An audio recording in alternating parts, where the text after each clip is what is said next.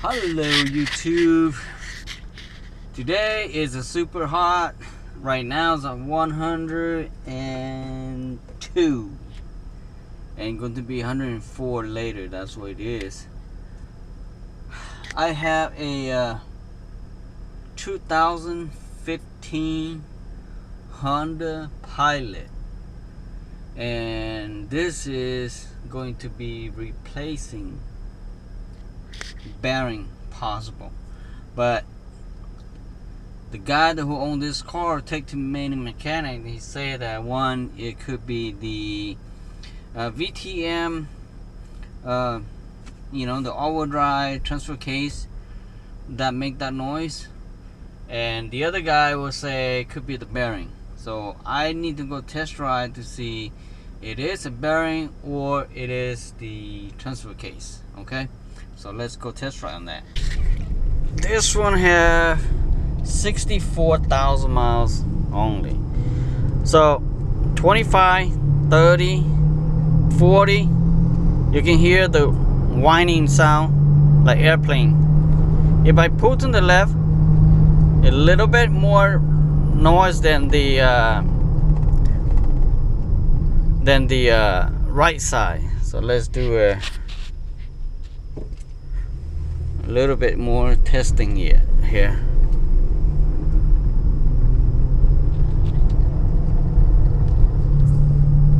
Okay, now you can hear that left, a little bit increasing, then go to the right. When you pull to the right, it kind of quieter. So on a bearing, anytime you pull to either side, increasing noise level, okay, that would likely the bearing. See that?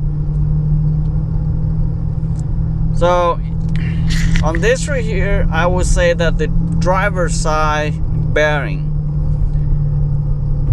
because anytime I pull on the left, it increasing. And if on the passenger side, if I put on the left, then should be lower, and put on the right, it should be increasing.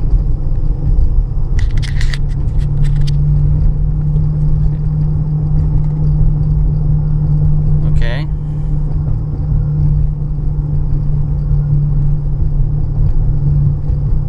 I don't know, my camera can catch that noise, but just because this Honda here have terrible road noise already, and I cannot be able to catch up with my cheapy camera here. So we're taking this to jack the cars up and take out the axle and spin by hand to see I can hearing the whining noise coming from. Okay, so this is the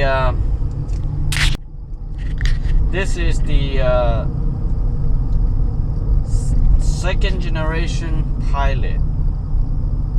This is the body of the second generation Pilot, and I did replace engine on this model too, but not in this car. Brake and some other stuff as well. So if you like to know more about removing engine or anything like that, then I have this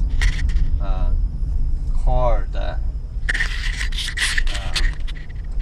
working on too.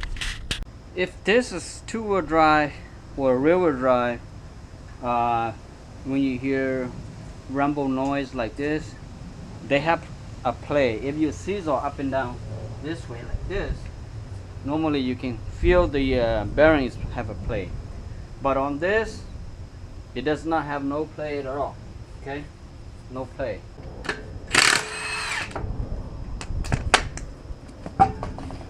And this is Michelin tire too, so pretty much brand new, and it shouldn't make no noise. It's Michelin tire. Punch this pin a little bit. Okay.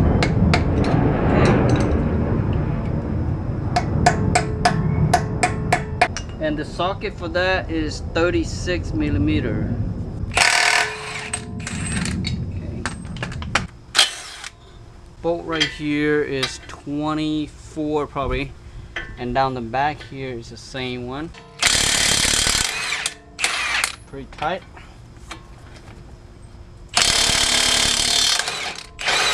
I'm going to take down the wheel sensor.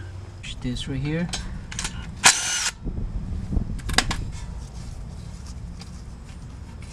Okay. Inspect it to make sure no cutting or anything like that. Put it up here. Alright. Now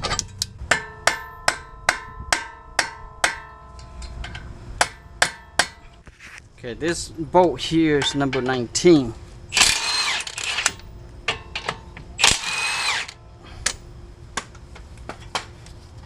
Super hot. Okay, on this bolt here, normally you cannot really turn by hand. You have to use a punch like this one. But on this one, it's pretty soft. It's not even tied up.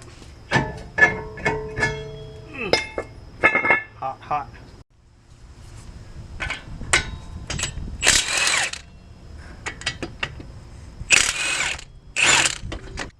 Okay, now the 4 bolts came off. Just tap it. It shouldn't be that difficult to come off.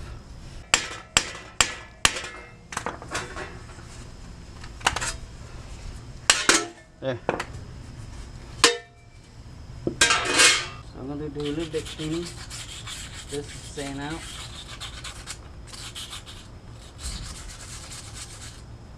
To make sure all this little rust here, they go away first.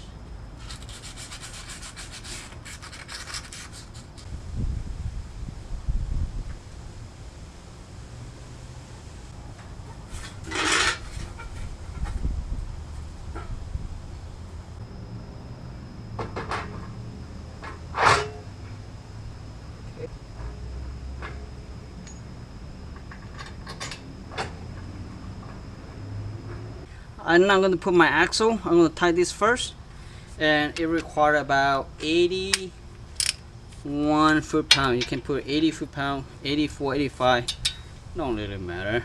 Okay, right around 80 foot-pound on this 4 bolt here. Okay, and you can do a crisscross from the top to the bottom, side to side.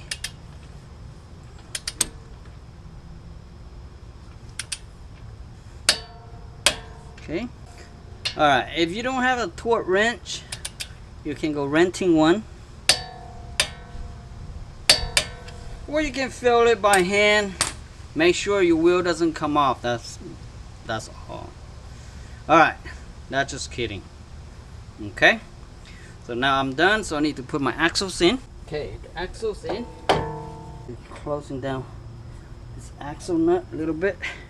Okay, this 2 bolt here is 156 foot-pound. Okay. Okay. Couple hammer for it. Make sure it's tight.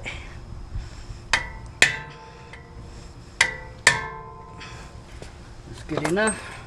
In case you cannot slide in your brake into it, that means you have to do opening the slide pin.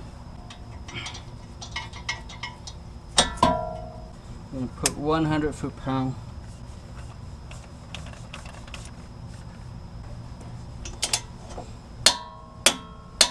Okay.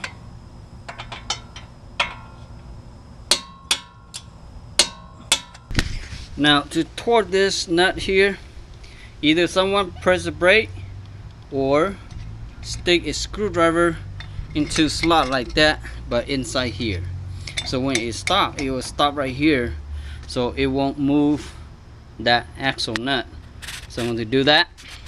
Okay, on this nut here require 242